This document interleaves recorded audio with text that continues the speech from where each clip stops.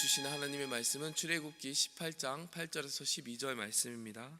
출애굽기 18장 8절에서 12절 말씀입니다.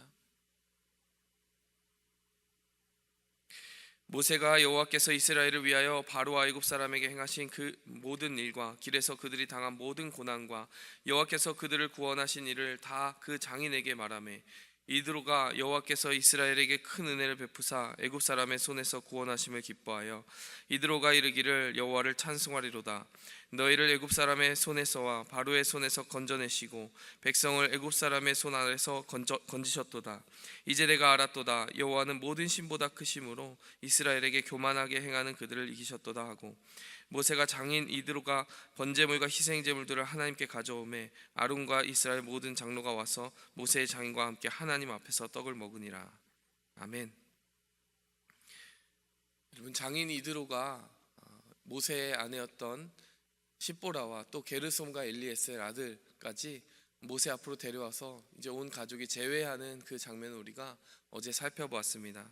이제 그렇게 제외하고 나서 그동안 없었던 정말 축복 가득한 일이 이 가정 가운데 일어났습니다. 그것은 바로 오늘 본문 말씀에 나타난 바와 같이 모세의 장인 이드로가 하나님의 사람으로 거듭나는 일이었어요.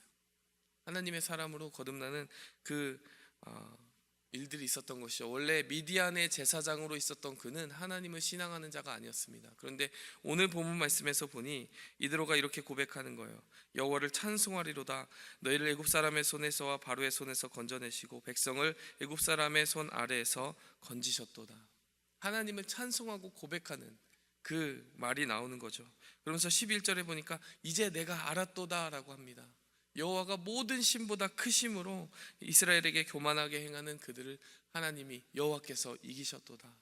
여러분, 신앙 고백이 이렇게 가족들에게서 튀어나온다는 것, 얼마나 큰 축복을 지금 모세가 이루고 있는 것입니까? 모세가 정말 하나님의 말씀을 전하되 만일 가족들이 그 말씀을 받지 못하고 믿지 못했다면 얼마나 슬픈 일이겠어요.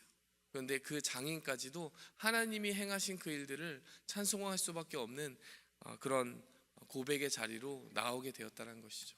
여러분, 이것이 전도 아닙니까?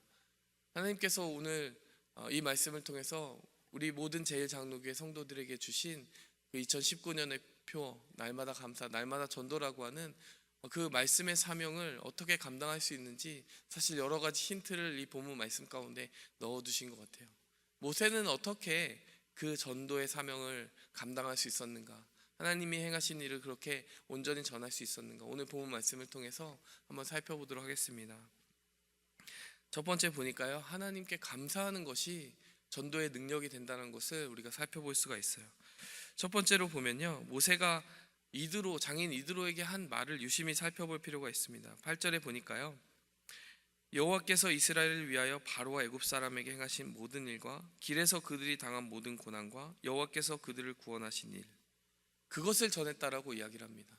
우리가 고개가 끄덕여지는 것은 무엇입니까?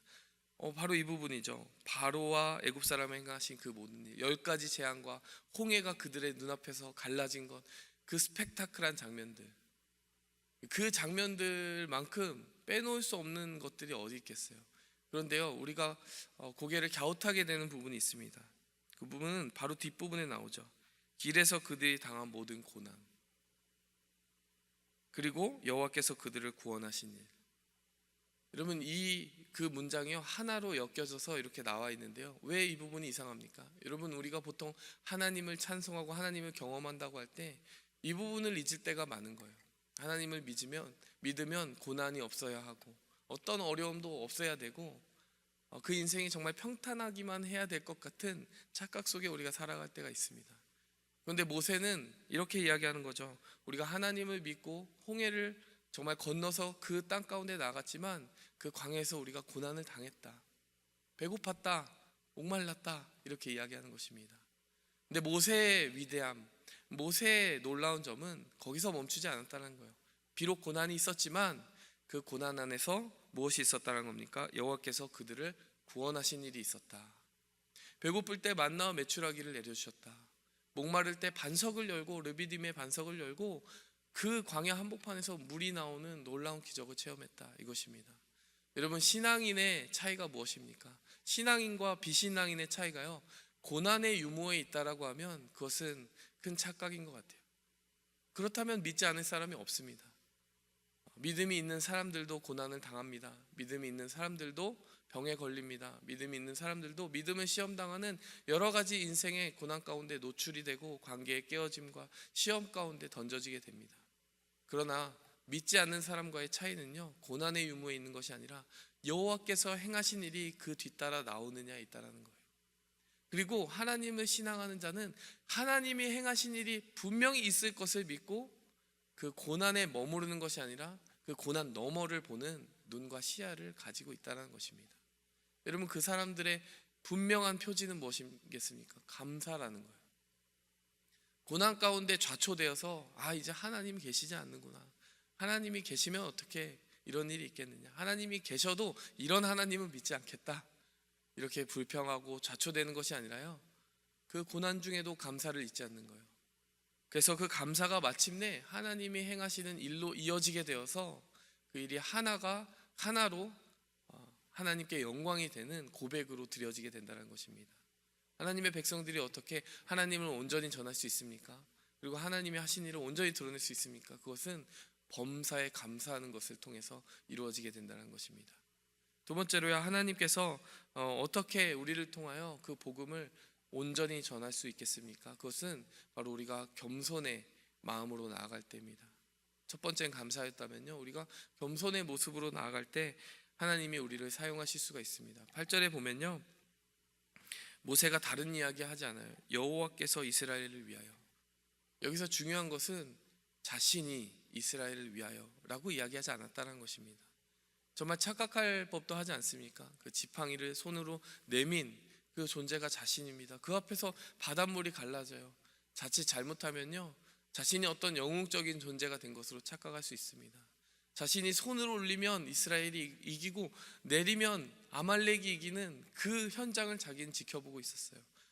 내 손이 이렇게 귀한 손이란 말이야. 이렇게 착각할 수 있었습니다.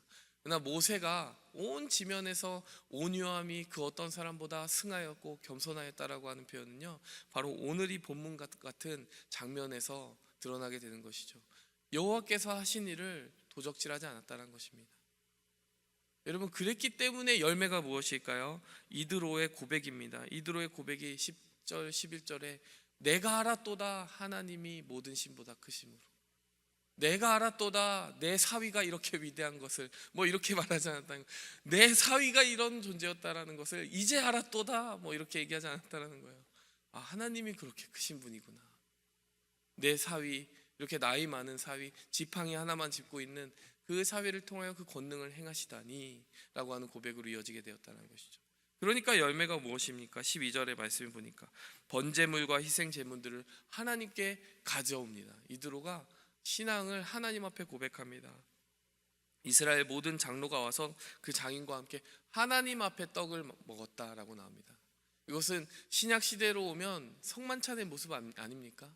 신앙을 고백한 사람, 그 사람이 그 무형 교회의 멤버가 되어서 하나님의 백성의 권리를 누리고 하나님의 얼굴빛 앞에서 떡을 떼고 마시는 것, 그것이 성만찬 아닙니까? 지금 12절에서 일어나고 있는 것은 이도로가 하나님의 백성으로 하나님의 교회에 소속되어서 하나님의 얼굴 앞에서 떡을 먹었다라는 것을 보여주고 있는 것입니다. 여러분, 우리의 전도, 하나님의 복음을 전하는 일이 언제 가장 온전히 열매 맺을 수 있을까요? 그것은 우리가 우리의 이름을 앞세우거나 우리가 행한 일을 앞세우지 않고 내가 행할 수 없는 그 일, 정말 내 모습만 봐서는 너무나 연약한 그 일을 하나님이 하셨다라고 하는 온전하고 겸손한 고백 가운데 우리의 모든 삶의 간증들을 세울 때 그것이 가능해지는 것입니다. 사실요, 겸손은 미덕이라고 이렇게 칭찬하고 추켜 세울 만한 일은 아닙니다. 왜일까요? 너무나 당연한 일이기 때문에 그래요. 하나님이 하신 일을 하나님이 하셨다고 하는 것은 그냥 그 자체로 사실을 그대로 말하는 거잖아요. 사실을 사실대로 말했다고 칭찬받아야 됩니까? 아니죠. 그런데 이 세상이 워낙 자기 중심적인 세상이 되어 있다 보니까, 그 사탄의 거짓에 우리가 녹아 있다 보니까, 늘 자신을 높이는 것이 우리의 습관이다 보니까 겸손도 미덕이 되고 이렇게 찾아볼 수 없는 정말 위인이 태어난 것처럼 이야기하지만, 사실은 겸손은요, 사실 정직하고 더 관계가 있는 것입니다. 하나님이 하신 일을 하나님이 하셨다라고 이야기만 하면 되는 것. 그것이 바로 겸손이거든요. 그래서 우리가 겸손히 나아간다는 것은 정말 하나님의 그 주어가 하나님이라는 것을 잊지 않는 데 있다는 것입니다. 마태복음 9장 8절에 보니까요, 예수님께서 중풍병자를 일으키는 기적을 행하십니다. 그런데 8절에 그 기적을 다 보고 나서 무리들이 뭐라고 말하느냐, 이 사람 참 대단하다, 이렇게 이야기하지 않습니다. 물론 그 예수님이 하나님의 아들로 오신 메시아 예수 그리스도라는 것을 아직 그들은 몰라요. 그러니까 얼마든지 그 사람에게 집중할 수도 있습니다. 그런데 8절 말씀을 보니까 무리가 보고 두려워하여 이런 권능을 사람에게 주신 하나님께 영광을 돌리니라. 예수님이 하신 일의 분명한 열매는 무엇이었냐면, 예수님이 아무리 크신 일을 해도 사람들은 하나님께 영광을 돌렸다는 것입니다. 그것이 하나님께 속하여서 겸손히 행한 사람들에게 나타나는 열매라고 볼 수 있는 것이에요. 여러분, 제가 그 C.S. 루이스라고 하는 유명한 기독교 작가가 겸손에 대해서 쓴 글을 보면서 참 무릎을 친 참 공감한 적이 있습니다. 그 사람이 쓴 재밌는 책이요, 스크루테이프의 편지라고 하는 책입니다. 사탄의 입장에서 쓴 책이에요. 그러니까 사탄이 자기 부하로 있는 쫄개 마귀에게 편지를 보내는 거예요. 한 그리스도인을 계속 감시하면서 유혹과 시험에 빠뜨리라고 이게 지령을 내보내는 거죠. 그래서 고민 상담 같은 걸 해줍니다. 어떻게 하면 그리스도인을 넘어뜨릴 수 있느냐. 그 한 편지, 이제 편지의 형식으로 되어 있는데, 한 편지에 어떤 내용이 들어있냐면요, 이런 내용이 들어있는 거예요. 너의 환자가 정말 굉장히 위험한 상태 가운데 들어갔다. 그 환자가 뭐냐면요, 그리스도인을 환자라고 부르는 거예요. 왜냐하면 사탄의 입장에서 이렇게 쓰여진 그 상상의 글이기 때문에. 너의 환자가 정말 겸손해졌다니 그거는 정말 위험한 소식이야, 이렇게 얘기하는 거죠. 사탄의 입장에서 그게 정말 위험한 소식이라는 거예요. 그런데 아직 슬퍼하기엔 이르다, 방법이 있다. 뭐라고 말하는지 알아요? 그에게 조그마한 한 생각을 불어넣으라는 거예요. 어떤 생각이냐면, 내가 이렇게 겸손해지다니. 그가 겸손해진 건 맞는데 그걸 또 뒤엎기 위해서 그에게 한 생각을 불어넣어라. 내가 이렇게 겸손해지다니. 사탄이 우리의 기회를 얼마나 집요하게 이제 파고드냐면, 내가 겸손해진 걸 또 보면서 또 자아 도취에 빠지면서 교만해지는 그 기회로 바꿔버릴 정도로 사탄은 계속해서 그 겸손의 토대를 흔들려고 한다는 것입니다. 여러분, 하나님의 하신 일을 하나님이 하셨다라고 투명하게 말할 수 있는 것, 그 사람이 복음을 복음 그대로 전할 수가 있는 것입니다. 복음의 메시지가 바로 다름 아니라 우리는 할 수 없고 할 수 없는 우리를 위하여 예수님이 십자가에 달리실 수밖에 없었고, 그래서 예수님의 하심 때문에 오직 그 공로로 우리가 구원받았다는 것을 고백하는 것이기 때문입니다. 여러분, 말씀을 맺겠습니다.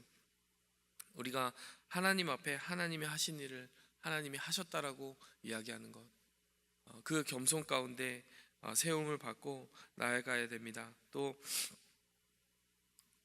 그 모든 고난, 때로는 우리의 삶에 우리가 환영할 수 없는 그 고난이 오더라도 그 가운데서도 하나님이 행하실 일을 미리 바라보면서 감사의 고백을 드릴 수 있다면, 하나님은 우리를 통하여 많은 열매, 구원의 열매, 하나님의 그 떡을 같이 먹고 마실 수 있는 많은 형제 자매들을 우리의 고백과 간증을 통하여 이끄는 역사를 우리에게 허락해 주실 것입니다.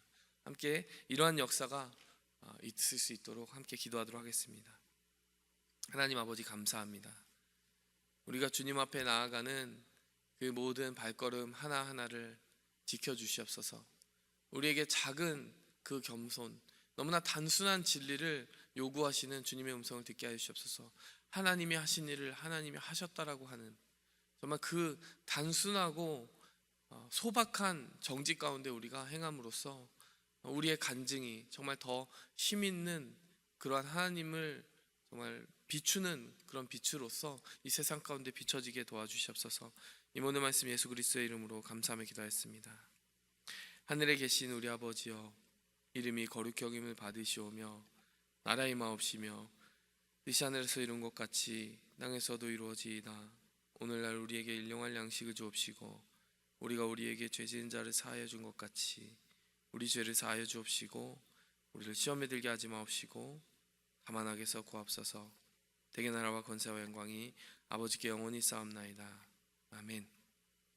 오직 주의 사랑에 매여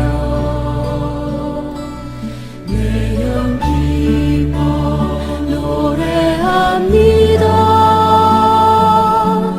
이 소망의 언덕 기쁨의 땅에서 주의 사랑 드립니다. 오직 주